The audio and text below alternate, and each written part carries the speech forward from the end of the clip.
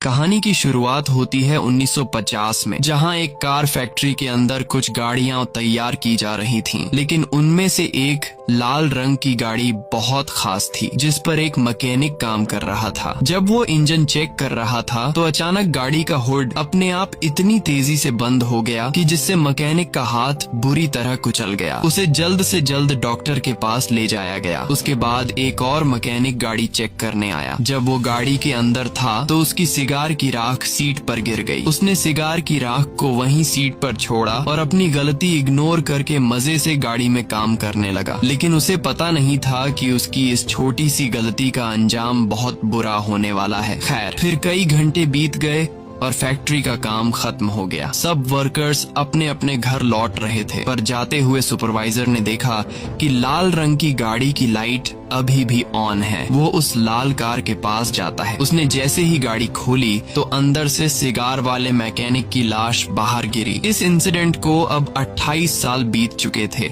और हमें 1978 का वक्त दिखाया जाता है, जहां हम डेनिस नाम की एक स्टूडेंट को देखते हैं जो अपनी गाड़ी में अर्नी नाम के एक दूसरे लड़के के घर पहुंचता है। अर्नी एकदम सीधा साधा पढ़ाकू लड़का था। डेनिस और अर्नी एक दूसरे से काफी अलग थे, पर फिर भी वो जल्दी ही काफी अच्छे दोस्त बन गए। आज उनके स्कूल का पहला दिन था। स्कूल पहुंचकर उन्होंने अपने लॉकर्स से नई किताबें निकाली। तभी एक नई स्टूडेंट ली आती है और अपनी खूबसूरती से सब स्टूडेंट्स को अपनी ओर आकर्षित कर लेती है। डेनिस ली को देखते ही उस पर फिदा हो जाता है। बाद में जब डेनिस और अर्नी घर लौट रहे थे तो अर्नी को अचानक एक घर के बाहर एक लाल रंग की गाड़ी दिखाई दी। अर्नी ने जब गाड़ी को देखा तो उसने डेनिस को तुरंत रुकने को कहा। उन्होंने जब पास जाकर देखा तो वो एक पुरानी जंग लगी हुई खटारा कार थी, लेकिन अर्नी को ये कार बहुत पसंद आई। वो वही फैक्ट्री वाली कार थी जिसे हमने कहानी की शुरुआत में देखा था, और अब उसकी हालत बिल्कुल खटारा हो चुकी थी। लेकिन अर्नी को इससे कोई फर्क नहीं पड़ा और वो उसी पल गाड़ी का दीवाना हो गया। तभी गाड़ी का मालिक जॉर्ज वहां आया और उसने कहा कि इस गाड़ी का नाम क्रिस्टीन है और ये उसके भाई की कार है जिसकी कुछ हफ्तों पहले ही मौत हो गई। दरअसल जॉर्ज जल्द से जल्द इस गाड़ी से छुटकारा पाना चाहता था, इसलिए वो इसे सिर्फ $250 में बेचने को तैयार हो गया। डेनिस ने अर्नी से कहा कि इतनी खटारा गाड़ी पर पैसे क्यों लगा रहा है, कोई दूसरी अच्छी सी गाड़ी खरीद लो। इसे दोबारा रिपेयर करने में तुम्हारे बहुत पैसे बर्बाद हो जाएंगे। मगर अर्नी ने बिना सोचे समझे उसी वक्त गाड़ी खरीद ली। फिर शाम को जब वो घर लौटा तो उसके माँ बाप ने उसे गाड़ी खरीदने के बारे में पूछा, जिस पर अर्नी की माँ बहुत गुस्सा हो गई। उसने अर्नी को डांटा और कहा कि जल्दी से इस कार को उसके मालिक के पास वापस कराओ। लेकिन अर्नी ने उनकी एक नहीं सुनी, क्योंकि उसने गाड़ी अपने जमा किए हुए पैसों से खरीदी थी। लेकिन अर्नी की माँ बहुत सख्त थी। उसकी माँ कहने लगी कि ये गाड़ी इस घर में नहीं रहेगी। जिसके बाद अर्नी डेनिस के साथ गाड़ी को लेकर एक गैराज में पहुंचा। वहां वो गैराज के मालिक से मिले, जो एक नंबर का खड़ूस इंसान था। वो उस गाड़ी को गैराज में नहीं खड़ा करने दे रहा था, लेकिन अर्नी बहुत ही शराफत से बार बार उससे रिक्वेस्ट करता है कि प्लीज इस गाड़ी को गैराज में खड़ा कर दो। जिसके बाद गैराज का मालिक मान जाता है और अर्नी को वहां अपनी गाड़ी रखने की इजाजत दे देता है। रास्ते में डेनिस ने अर्नी से पूछा कि उसने क्रिस्टीन जैसी घटिया और खटारा गाड़ी क्यों खरीदी। इस पर अर्नी ने कहा कि उसने ये गाड़ी नहीं चुनी, बल्कि इस गाड़ी ने उसे चुना है। अगले दिन स्कूल में डेनिस लंच के दौरान अर्नी का इंतजार कर रहा था। काफी देर तक जब अर्नी नहीं आया तो वो उसे ढूंढने निकला। तब उसने देखा कि बड़ी नाम का एक बदमाश लड़का अर्नी को परेशान कर रहा था और उसका लंच बॉक्स लेकर अर्नी को चाकू से धमका रहा था। डेनिस ने बीच में आने की कोशिश की, तभी बड़ी ने लंच जमीन पर फेंक दिया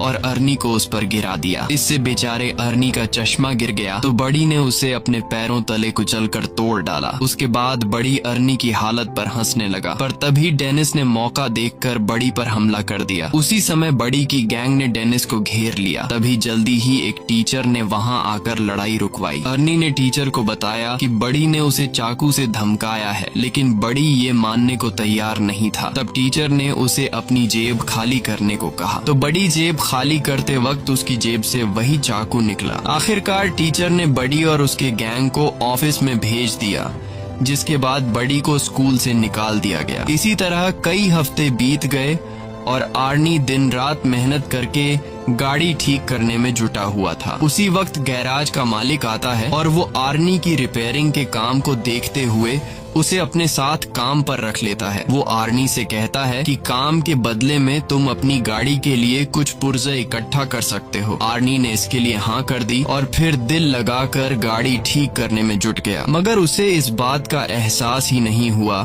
कि गाड़ी को ठीक करते करते उसे क्रिस्टीन से हद से ज्यादा लगाव हो गया है। अगले दिन स्कूल में कुछ दोस्त नई लड़की ली के बारे में बात करते हैं और डेनिस को चैलेंज करते हैं कि वो लाइब्रेरी में जाकर ली से बात करके दिखाए। वो अपने दोस्तों के चैलेंज को एक्सेप्ट करते हुए ली के पास पहुंच जाता है, लेकिन बातचीत करने से पहले ही ली डेनिस से कहती है कि उसके पास पहले से ही एक बॉयफ्रेंड है। डेनिस को ये बात बहुत बुरी लगती है और दोस्तों के सामने शर्मिंदा होकर टेबल छोड़ देता है। फिर शाम को डेनिस आर्नी से मिलने गया क्योंकि वो काफी दिन से मिले नहीं थे, लेकिन उसने देखा कि आर्नी पहले से बहुत ज्यादा बदल चुका था। वो बिना चश्मे के स्टाइलिश कपड़े पहनकर एकदम हीरो टाइप लग रहा था। वो ज्यादा देर डेनिस से बात करने के लिए भी नहीं रुका और गैराज में काम करने चला गया। उसकी माँ ने उसे रोकने की कोशिश की, लेकिन आर्नी उन्हें इग्नोर करके चला गया। आर्नी की माँ ने डेनिस से कहा कि वो आर्नी और उसकी नई गाड़ी की वजह से बहुत परेशान है, क्योंकि उन्हें पता चला था कि गाड़ी के पिछले मालिक की गाड़ी के अंदर ही दम घुटने से मौत हो गई थी। ये सुनकर डेनिस जॉर्ज से मिलने पहुंचा तो जॉर्ज ने उसे अपने भाई की कहानी सुनाई। उसने बताया कि जब उसके भाई ने क्रिस्टीन को खरीदा था तो वो पूरी तरह उसका दीवाना हो गया था। उसी गाड़ी में उसकी पत्नी और बेटी ने भी अपनी जान गंवाई थी और फिर उसके भाई की मौत के बाद ये गाड़ी न जाने कैसे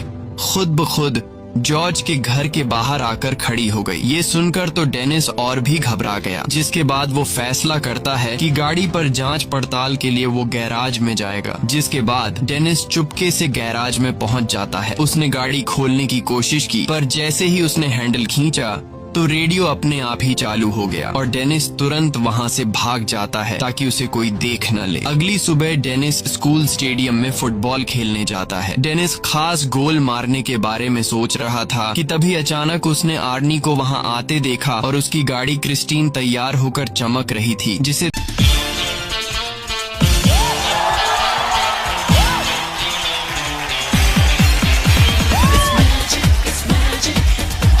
देखकर बड़ी और उसके दोस्तों को जलन महसूस हुई। ली भी गाड़ी से बाहर आई और उसने सबके सामने आर्नी को चूम लिया। ये देखकर डेनिस को बिल्कुल भी अच्छा नहीं लगा, क्योंकि वो ली से बहुत ज्यादा प्यार करता था। डेनिस को गुस्सा आ जाता है और गेम से उसका फोकस हट जाता है।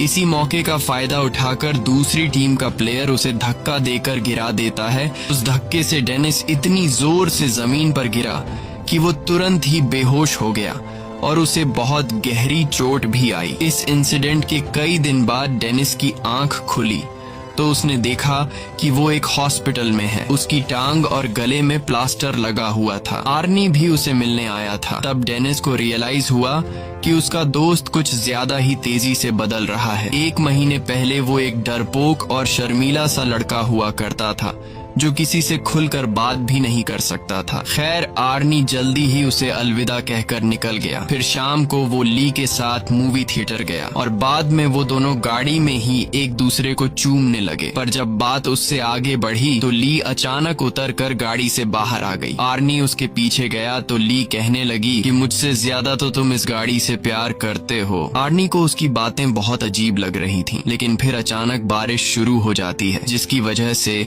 वो जैसे तैसे ली को मनाकर वापस गाड़ी में बैठाता है। लेकिन तभी विंडशील्ड खराब हो जाती है, जिसको ठीक करने के लिए आर्नी बाहर निकलता है। ली अंदर अकेली गाड़ी में बैठकर कुछ खाने लगती है कि अचानक गाड़ी का रेडियो अपने आप चालू हो गया। उसी समय डैशबोर्ड से बहुत तेज रोशनी आई और ली को लगा कि उसका गला घुट रहा है, उसे सांस नहीं आ रही थी। तो आर्नी तुरंत उसकी मदद के लिए दौड़ा, मगर गाड़ी अंदर से लॉक हो चुकी थी। उधर ली दम घुटने से मरने ही वाली थी कि बिल्कुल सही वक्त पर वो अंदर से दरवाजा खोलने में कामयाब रही और तभी साथ खड़े एक आदमी ने जैसे तैसे उसे खींचकर बाहर निकाला। ये देखकर आर्नी को उस आदमी पर गुस्सा आया। आर्नी को लगा कि वो आदमी ली के साथ फ्लर्ट कर रहा है, पर वो आदमी तो सिर्फ ली के गले में फंसा हुआ खाना निकाल रहा था। ये सब होने के बाद आर्नी ली को घर वापस छोड़ आया। ली गाड़ी से निकलते ही घर में घुस गई और उसने कहा कि वो आर्नी से कोई बात नहीं करना चाहती। आर्नी ने उससे माफी मांगने की कोशिश की, पर ली के दिमाग में ये बात कंफर्म हो चुकी थी कि इस गाड़ी ने मुझे मारने की कोशिश की है। और तो और उसे लगता था कि क्रिस्टीन उससे जलती है, क्योंकि जब भी वो गाड़ी में एक साथ होते हैं तो कुछ न कुछ गड़बड़ हो जाती है। ये सब सुनकर आर्नी को लगा कि ये ली का सिर्फ वहम है, इसलिए उसने कहा कि वो कल बात करेंगे। फिर आर्नी वापस गाड़ी में बैठा, मगर गाड़ी चालू ही नहीं हो रही थी, जैसे क्रिस्टीन नाराज हो गई हो। तब उसने क्रिस्टीन से बात करते हुए कहा कि आज ली के साथ जो भी हुआ इससे कोई फर्क नहीं पड़ता, क्योंकि वो हमेशा प्यार सिर्फ क्रिस्टीन से करेगा। उसके बाद उसने चाबी घुमाई तो गाड़ी डायरेक्ट ही चालू हो गई। अब वो सीधा गैराज पहुंचा।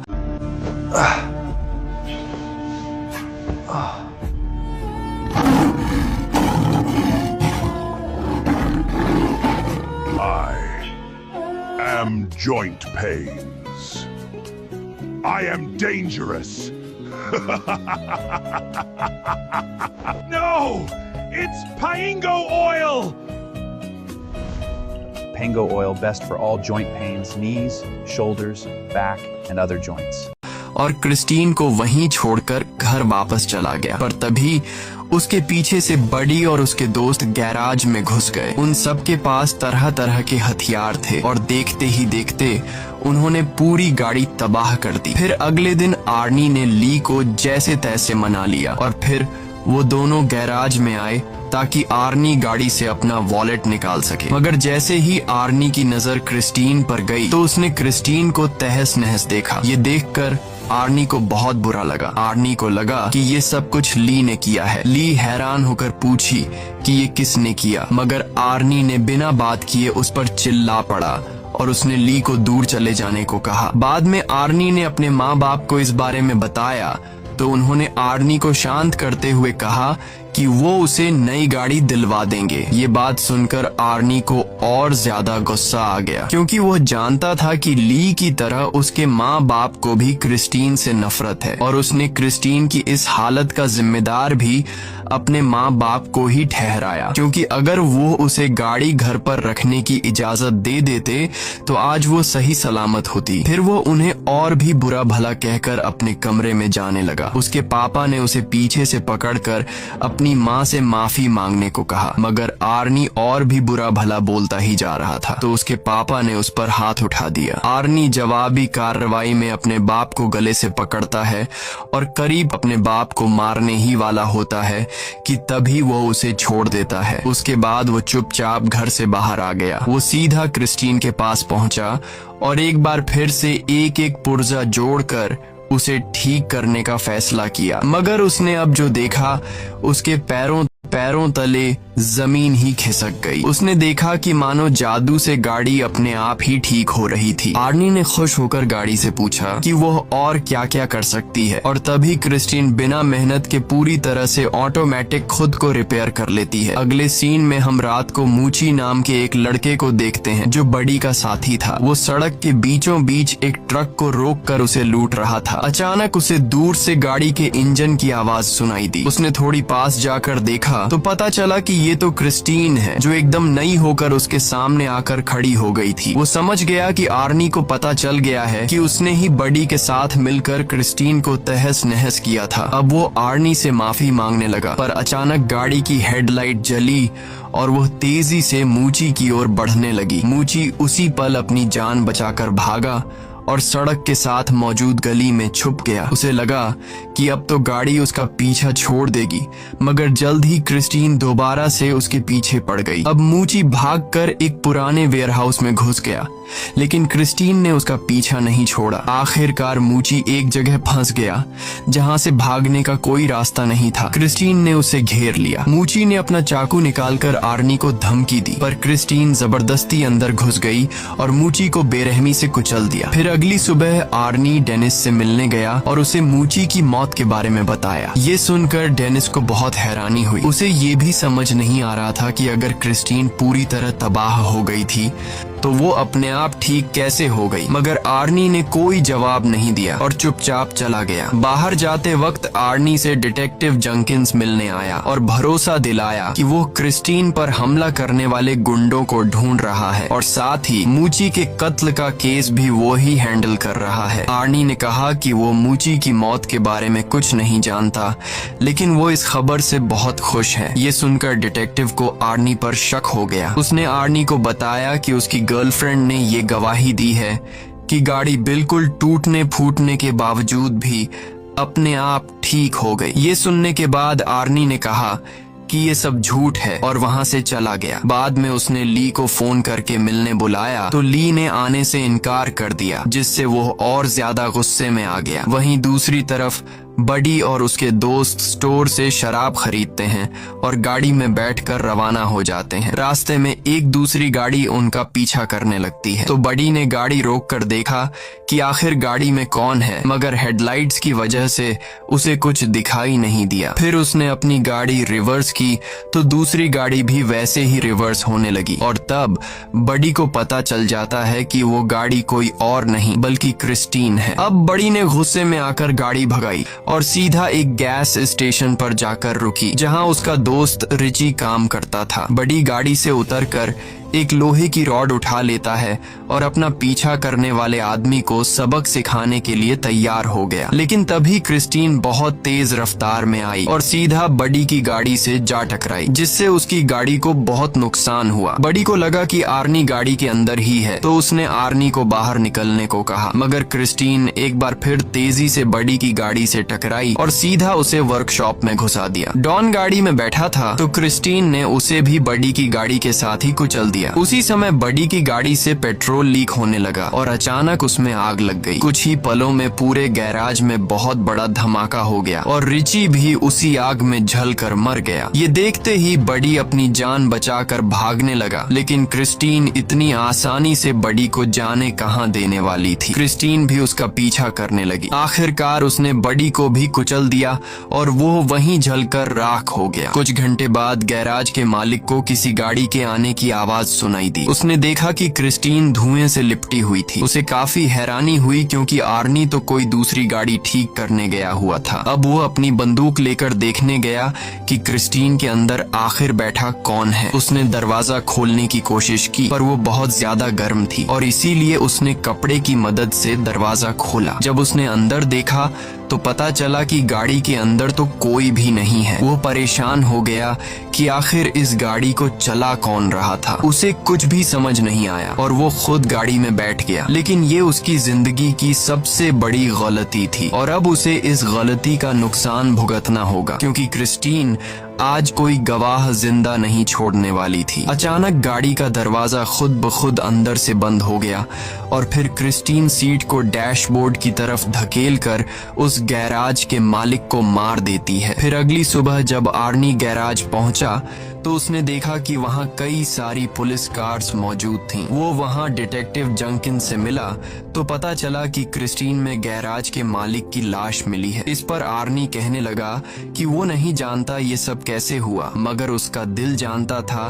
कि इसके पीछे क्रिस्टीन का ही हाथ है, क्योंकि वो एक बार फिर से चमचमाती हुई अपनी जगह पर खड़ी थी। दूसरी तरफ डेनिस हॉस्पिटल से घर लौटा तो ली ने उसे फोन करके कहा कि वह उससे मिलना चाहती है। ली डेनिस के पास आती है और डेनिस से कहती है कि क्रिस्टीन ने आर्नी को अपने वश में कर लिया है और अब वो क्रिस्टीन की दीवानगी में पागल होकर अजीब तरह की हरकतें कर रहा है। डेनिस ने कहा कि उसे यकीन है कि आर्नी खुद से कोई गलत काम नहीं कर सकता, लेकिन अगर क्रिस्टीन ने उसके दिमाग पर कब्जा कर लिया है तो क्रिस्टीन को खत्म करना बहुत जरूरी है। उसके बाद ली अपने घर लौट गई और कुछ ही टाइम बाद आर्नी क्रिस्टीन में बैठकर डेनिस के यहाँ आ पहुंचा। उसने डेनिस को ड्राइव पर चलने को कहा तो डेनिस ड्राइव पर जाने के लिए तैयार हुआ। गाड़ी चलाते वक्त आर्नी एक बार फिर से बहुत अजीब बर्ताव कर रहा था। अचानक वो बहुत तेज रफ्तार में गाड़ी चलाने लगा और फिर उसने स्टीयरिंग व्हील भी छोड़ दिया। ये देखकर डेनिस काफी ज्यादा घबरा गया और उसने कहा कि क्रिस्टीन उसकी कंट्रोल में नहीं है, जल्दी से स्टीयरिंग व्हील पकड़ो नहीं तो हम दोनों मारे जाएंगे। पर आर्नी ने अजीबो गरीब तरीके से कहा कि उसके और क्रिस्टीन के बीच में कोई नहीं आ सकता। उसे क्रिस्टीन पर पूरा भरोसा है और अपना पॉइंट प्रूव करने के लिए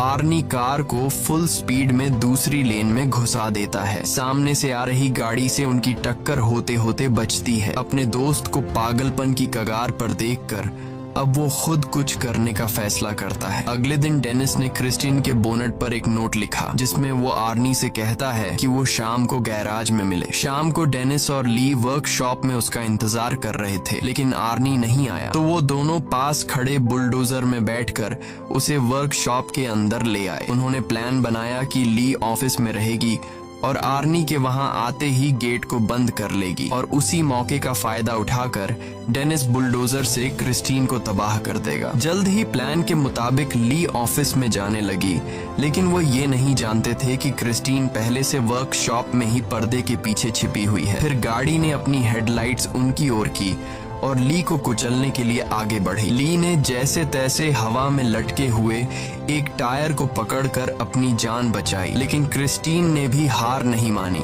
और दोबारा उस पर अटैक करने के लिए आगे बढ़ी। तभी डेनिस बुलडोजर का पंजा उसके सामने ले आया ताकि ली को क्रिस्टीन टक्कर न मार सके। उसके बाद क्रिस्टीन पीछे हटकर वर्कशॉप के दूसरे किनारे पर चली जाती है, जबकि डेनिस बुलडोजर को उसके फ्रंट साइड पर ले जाता है। अब दोनों गाड़ियां एक दूसरे के आमने सामने आ गईं और पता चला कि क्रिस्टीन अब अकेली नहीं चल रही बल्कि आर्नी उसकी मदद कर रहा है। अब वो पूरी तरह से गाड़ी के कंट्रोल में था। अचानक गाड़ी ने अपनी हेडलाइट्स उनकी ओर की और कुछ ही सेकंडों में खुद को पूरी तरह ठीक कर लिया। बदकिस्मती से एक्सकैवेटर ने भी काम करना बंद कर दिया था, जिसके बाद डेनिस उसे दोबारा स्टार्ट करने की कोशिश में लग गया। इसी दौरान गाड़ी ऑफिस की तरफ ली को हमेशा के लिए खत्म करने के लिए दौड़ पड़ी। वो सब कुछ तोड़ती हुई ली की ओर बढ़ी, लेकिन इस जबरदस्त टक्कर की वजह से आर्नी विंडशील्ड तोड़ता हुआ बाहर जा गिरा। ली उसे देखने के लिए आगे बढ़ी कि आर्नी को क्या हुआ, पर आर्नी अचानक उछलकर उसे डरा देता है और उस पर हमला करके उसे पकड़ लेता है। लेकिन बदकिस्मती से